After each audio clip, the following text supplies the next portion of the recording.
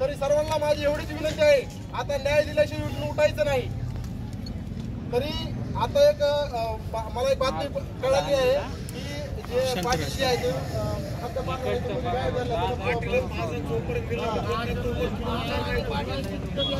सध्या आरोपी आहेत दोनच माझ्या नजरेमध्ये, पाटील आणि महाजन। कारण हे दोन असे कर्मचारी आहेत विचार त्यांचे आहेत, समाजामध्ये आपले जर अधिकारी आले तर कुणाला न्याय मिळू शकत नाही। तरी माझे एक सामाजिक कार्यकर्ता म्हणून या उपोषण जे आता चालू आहे त्याला पाठिंबा देतो आणि हे त्याला न्याय मिळाल्याशिवाय उठायचं नाही। थोडं बोलून मी माझे 2 शब्द संपितो। जय भीम जय भारत। आले बी ते सरळ निघून जातील, त्यांना आपण जागा देऊ जायला।